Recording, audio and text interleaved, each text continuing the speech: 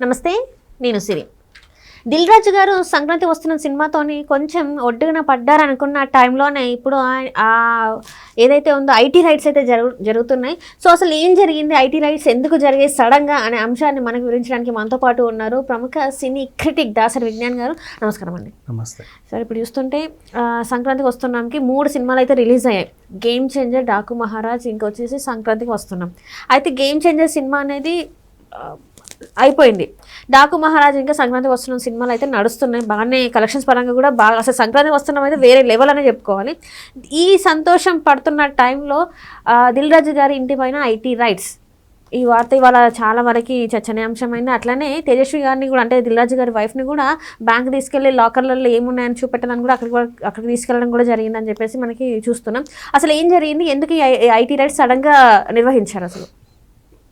అసలు బేసిక్గా చాలా బిజినెస్లు ఉంటాయి ప్రపంచం మొత్తంలో, చాలా పరిశ్రమలు ఉన్నాయి. అగ్రికల్చరు, రోడ్వేస్, రైల్వేస్, అంటే రెవెన్యూ వచ్చే అంశాలు. అండ్ ఏ పరిశ్రమ అన్న తీసుకో, small scale industries or large scale industries, ఉక్కు పరిశ్రమ తీసుకో, బొగ్గు పరిశ్రమ తీసుకో, ఏమైనా తీసుకో. ఈ సంవత్సరం మా లాభాలు 500 కోట్లు, ఈ సంవత్సరం మా లాభాలు 200 కోట్లు. ఇన్ కేసు లాభాలు వస్తే, ఒకవేళ నష్టాల గురించి మనకు వద్దులే. ఈ సంవత్సరం ఇప్పుడు స్టీల్ ప్లాంట్, ఈ సంవత్సరం మా ఆదాయం 143 కోట్లు. పోనీ ఏ సిమెంటో గిమెంటో, ఈ సంవత్సరం మా ఆదాయం 200 కోట్లు. అవునా? ఎంత వృద్ధి చెందిందో ఈ కంపెనీలన్నీ, అందరూ మాట్లాడుకుంటారు. దానికి తగ్గ ట్యాక్సులు గిక్సులు కడతారు, బాగానే ఉంటుంది. ఒక సినీ పరిశ్రమ మాత్రమే 1,00,000 కోట్లకు పైన క్లెయిమ్ చేసి పడేస్తుంది. ఎలా? ఏడాది మొత్తంలో 100 సినిమాలు రిలీజ్ అవుతాయమ్మా. 100 సినిమాల్లో 50 హిట్, 50 ఫట్టు, సింపుల్గా చెప్పుకుందాం. ఆ 50 హిట్టుల్లో ఏరా బాబు ఎంతెంత హిట్ అయ్యాయి, ఎంతెంత వసూలు చేశాయంటే ఎవడు 200 కోట్లకు తగ్గైతే చెప్పడం. 250 crores, 350 crores, 500 crores within 3 days, 2 days, 1 day. First డేనే 260 crores. మిగతా పెద్ద పెద్ద పరిశ్రమలకి ఇప్పుడు ఫర్ ఎగ్జాంపుల్ సింగరేణి ఉంది, ఎక్కడో మహారాష్ట్ర బార్డర్లో స్టార్ట్ అయితే ఖమ్మం దాకా ఉంది. అవునా? అంతమంది ఎంప్లాయీస్ పనిచేసి తీసి అంతమందికి శాలరీలు గీళ్ళు అన్నీ ఇవ్వగా వీళ్ళకి ఇంత మిగిలాయి అని చెప్పి ఇంత చూపిస్తారు. ఒక సినిమా వాడే కోట్లు కోట్లు కోట్లు కోట్లు కోట్లు కోట్లు చూపిస్తారు. ఇలా 50 సినిమాలకు కలిసి 1,00,000 కోట్లు క్లెయిమ్ అయ్యింది. మరి ఈ పరిశ్రమ నుంచి నాకు 1,00,000 కోట్లు టర్న్ ఓవర్ వచ్చిందంటే ట్యాక్స్ ఎంత రావాలి? ఆ రేంజ్లోనే ట్యాక్స్ కూడా రావాలి. ఇప్పుడు 100కి 18 కోట్లు ఇచ్చేయాలి, 18%. అంటే బాబు సినిమా ఇండస్ట్రీ నుంచి ట్యాక్స్ ఎంత వచ్చింది అంటే 10 పొరకో చూపిస్తున్నావు నువ్వు. ఏమైందయ్యా అంటే నిర్మాతను అడగకపోయావా? నిన్నే కదా 200 కోట్లు అన్నాడు అంటే ఆయనే నెత్తి మీద తడిగుడ్డ వేసుకొని వచ్చి ఏమీ రాలేదండి, ఈరోజు మీరు వచ్చారు కాబట్టి సరిపోయింది, అదే రేపు వచ్చి ఉంటే ఈ ఇల్లు కూడా ఉండేది కాదని చెప్తాడు. ఆ పరిస్థితుల్లో ఉన్నాం మేము. మరి అదేంటయ్యా నీ ట్విట్టర్ అకౌంట్లో ఏదో 200 కోట్లని పెట్టావు అంటే, సినిమా మొత్తానికి ఆ రోజు వచ్చింది 200 కోట్లు. మాకు రావు. నేను ఎంత 10 రూపాయలకు అమ్మేసేవాడికి, వాళ్ళు డిస్ట్రిబ్యూట్ చేసి ఆ డిస్ట్రిబ్యూటర్లు, ఎగ్జిబిటర్లు, గ్రాసు, నెట్, షేరు, అది ఇది అన్నీ కలిపి ఓవరాల్ అది రైట్. కానీ మాకు వచ్చింది ఏమీ లేదు. పోన్లే, ఒరే డిస్ట్రిబ్యూటర్లారా 100 కోట్లు ఏవో వచ్చాయంట కదా నీకు, తీ నా ట్యాక్స్. లేదండి, నేను 3 డిస్ట్రిబ్యూట్ చేశా, ఓ దాంట్లో వచ్చింది కరెక్టే, మిగతా అన్నీ 2 పోయాయండి, ఏమీ మిగల్లా. మీ దగ్గర ఏమన్నా 10 రూపాయలు ఉంటే ఇస్తారో సిగరెట్ కానీ వాడే అడుగుతాడు. ఇలా ఉంటే మండదా? నువ్వు లక్షల కోట్లు క్లెయిమ్ చేసేస్తున్నావు. ప్రతి సినిమాకి ఎవ్వడూ తగ్గట్లా. అండ్ ఫస్ట్ డే రోజు ఆ సినిమా ఫ్లాప్ టాక్ తెచ్చుకున్నా కూడా ఈ మధ్యకాలంలో కొన్ని సినిమాలు అయితే మరీ ఘోరం, ఫ్లాప్ టాక్ వచ్చినా కూడా ఇన్ని కోట్లు వసూలు చేసింది ఫస్ట్ డే కలెక్షన్స్ అని చెప్పేసి. మంచిదే, వస్తే తప్పేంటి, రాకున్నా కూడా చెప్తున్నారు కదా.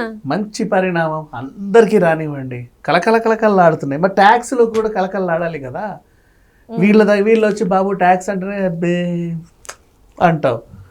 మైక్ల ముందు కూర్చొని మాత్రం మొదటి రోజు 350 360 మనకు వచ్చినవి 360 ఫిక్స్ చేసేసుకోండి. చాలా సంతోషంగా ఉంది, బాగా ఆదరించినందుకు అని చెప్తావు. ఓకే. వీళ్ళకేమో మండుద్ది, పొంతం లేని సమాధానాలు. వీళ్ళ సంగతి కాదురా బాబు, ఈ టికెట్లు ఏమో మనమే అమ్ముకుందాం, అప్పుడు తెలుస్తాయి కదా లెక్కలు అని ఏపీ గవర్నమెంట్ లాస్ట్ టైం అదే నిర్ణయం తీసుకుంది. మరి గవర్నమెంట్ టికెట్ రేట్లు అమ్మితే ట్యాక్స్ కాదు కదా, టికెట్ రేట్లే ఓ రేంజ్లో ఉంటాయి. మరి సామాన్యుడికి అందుబాటులో ఉండాలి. 5 రూపాయలు 10 రూపాయలే ఉంటాయి. ఇంకా నువ్వు తెల్ల రేషన్ కార్డు మీద ఫ్రీ సినిమా కూడా ఇస్తారు. మేబీ పెట్టవచ్చు, అట్లాంటి పథకాలు కూడా రావచ్చు. తెల్ల రేషన్ కార్డు చూపిస్తే ఫ్యామిలీకి ఫ్రీ టికెట్, వెళ్ళి సినిమా చూసిపో, ఇలా ఉంటుంది. మరి ఆ పరిస్థితి తెచ్చుకోవద్దు అంటే ఫస్ట్ నువ్వు చెప్పడం మానేయి. ఎవడు చెప్తున్నాడు అయ్యా రోజు నాకు ఇంత వస్తుందని? కుమార్ ఆంటీ కూడా చెప్పదు రోజు నేను ఇన్ని ఇట్లా అమ్ముతున్నానని, నాకు ఇంత వస్తుందని. ఎవరు చెప్పరు, ఏ బిజినెస్ చెప్పడు. నువ్వు బయటికి వెళ్ళు, ఒక ఆటో నడు బాబు, యాన్యువల్ ఇన్కమ్ మాత్రం చెప్తారు, సంవత్సరానికి ఇంత మొత్తం అని చెప్తారు. అది కూడా ఏంటంటే అది కూడా ఇయర్ ఎండింగ్ లో మనకు ఉంటది కాబట్టి ట్యాక్స్ కట్టాలనుకున్నాడు చెప్తాడమ్మా, అందరూ చెప్తారులే. బట్ ఏ బిజినెస్ వాడు చెప్పడు నాకు ఇంత వస్తాయని. ఓ గోల్డ్ షాప్కి వెళ్ళు, నీకు ఎంత వస్తాయి అని అడుగు, వాడు చెప్పడు. షాప్ నిండా గోల్డే ఉంటది, చేతి నిండా క్యాషే ఉంటది, అయినా కూడా చెప్పాడు. ఎక్కడ గోల్డ్ అక్కడే ఉందండి, ఏం పోలా అంటాడు వాడు. బట్టల షాప్ వాడు కానీ ఎవడైనా సరే ఎందుకు చెప్తారమ్మాయి, కేవలం షాపింగ్ మాల్కి వెళ్ళు, ఇవాళ నీకు ఎంత వచ్చింది అని అడుగు, నీ కలెక్షన్ చెప్పు. Nobody will say. మరి సినిమా వాళ్ళు ఏంటి అది గొప్ప అనుకుంటున్నారా? అంటే వాళ్ళు ఒక అంటే కొంతమంది ప్రొడ్యూసర్స్ చెప్పింది ఏంటంటే అట్లా కలెక్షన్స్ వస్తున్నాయని చెప్తూ ఉంటే ఇది ఒక టాక్టిక్స్ లాగా జనాల్ని రప్పించడానికే మేము ఇట్లాంటివి వాడుతున్నాం. మేము చెప్పేది మీరు నమ్మండి నమ్మకపోండి, అందులో నిజం ఉంటాయని గ్యారంటీ లేదు, అది మీ ఇష్టం, నమ్మి వచ్చడం అది మీ ఇష్టం అన్నట్టుగా మాట్లాడారు. ఇప్పుడు ఏం చేస్తారు అంటే మరి ఐటీ వాళ్ళు కూడా వస్తారు, నిజమో కాదా చూద్దామని. మరి దుప్పట్లు దులిపితే తెలుస్తాయి కదా, వాడు ఇంటింటికి వచ్చి దుప్పట్లు దులుపుతూ ఉంటారు. ఎందుకు వస్తున్నావు, మా దగ్గర ఏం లేవని చెప్పాం కానీ నువ్వే ఉన్నాయని చెప్పావు అందుకే వస్తున్నాం. అది వేరండి. అప్పుడప్పుడు మేము అలా చెప్తాం, అప్పుడప్పుడు ఇలా చెప్తాం, అప్పుడప్పుడు తంతారు పట్టుకొని వినరు ఎవరు, చెప్పకూడదు అలా బేసికల్లీ. సో నువ్వు పొంతం లేని సమాధానాలు చెప్తే గవర్నమెంటే అమ్ముతా అంటది. ఆ పరిస్థితి రాకుండా ఉండాలనుకుంటే అట్లీస్ట్ ఐటీ వాళ్ళన్నా వస్తారు. ఆ పరిస్థితి రాకుండా అంటే చెప్పడం అనే కలెక్షన్లు చెప్ప. దిల్ రాజు పైనే కాకుండా మైత్రి మూవీ మేకర్స్ ప్రొడ్యూసర్స్ మీద కూడా పడింది కదా, చేశారమ్మా. మైత్రి వాళ్ళకంటే నేను క్లారిటీ ఇస్తాను, ఎందుకు చెప్పనా, మేము ఇన్ని థియేటర్లలో రిలీజ్ చేస్తున్నామని థియేటర్ల లెక్క చెప్పారు. ఓకే, ఫస్టే అవునా, మాకు ప్రీ బిజినెస్ ఇంత అయింది అని లెక్కలు చెప్పారు. ఇన్ని థియేటర్లలో ఇన్ని షోస్ వేసుకుంటున్నాము అని చెప్పారు, ఇన్ని థియేటర్లో బెనిఫిట్ షోస్ వేసుకుంటున్నామని చెప్పారు, ఇంత రేటుకి టికెట్ అమ్ముకుంటున్నామని కూడా చెప్పారు. ఓకే, మరి ఇన్ని చెప్పినప్పుడు వాళ్ళకి అన్ని కోట్లు వచ్చాయని కూడా చెప్పారు. మరి అన్ని కోట్లు వచ్చినప్పుడు వాళ్ళు అంత ట్యాక్స్ కడతారు, ఎందుకంటే వాళ్ళు చెప్పారు అధికారికంగా. ఓకే, వేరే వేరే సినిమాలు మొన్న వచ్చిన సినిమాలు నువ్వు ఎన్నిట్లో రిలీజ్ చేసావో తెలియదు, ఎన్ని షోలు వేసుకున్నావో తెలియదు, అన్ని షోలు నిండాయో లేదో కూడా తెలియదు. తెల్లారేసరికి చెప్పేసా వచ్చేసాయి బాబు 200 కోట్లు 300 కోట్లు అని చెప్పేసారు. అంటే ఇక్కడ ఏంటంటే సంక్రాంతికి వస్తున్న సినిమా మూతపడిన థియేటర్స్ అంటే సింగిల్ స్క్రీన్ థియేటర్స్ కొన్ని మూతపడ్డాయి కదా, వాటిని కూడా ఓపెన్ చేయించి అందులో సినిమాలు వేపిస్తున్నారు అని చెప్పేసి కూడా వార్త. అందుకే మేబీ ఏమన్నా ఐటీ రైట్స్ సినిమాకి మంచి కలెక్షన్స్ వస్తున్నాయని చెప్పేసి అలా ఏమన్నా వచ్చే అవకాశం? మంచిదే అమ్మా, రాని ఇప్పుడు అని చెప్పుకుంటాడు పాప. దిల్ రాజు గారికి కూడా ఏం లేదు, లేవు అంటే దాని అర్థం ఏంటి, అవును ఇక్కడ వచ్చినా ఇంకో దాంట్లో పోయాయి. అవును, నీకు కావాల్సింది నేను ఏడాదికి నా సంపద, నా ఆస్తులు వచ్చేవి పోయి నాకు ఇంత మిగిలింది స్థిరంగా అంటే వాటి మీద నీకు ట్యాక్స్ కడతా. అవును, అప్పుడు రా మార్చ్ ఏప్రిల్ ఆ ఫైనాన్షియల్ ఇయర్ ఎండింగ్ ఎప్పటికప్పుడు నాకు లాభం వచ్చినప్పుడల్లా నువ్వు వస్తే ఎట్లా, మరి నష్టం వచ్చినప్పుడు రావే నువ్వు నాకు ఎదిరియడానికి, అంతే కదా. సో ఇది సంగతి, చెప్పుకోవడం మానేయండి. నాకు ఇంత వచ్చాయి నువ్వు అలా చెప్పుకుంటేనే అన్ని ప్రాబ్లమ్స్. రైట్ రైట్ అండి, థ్యాంక్ యూ సో మచ్ అండి.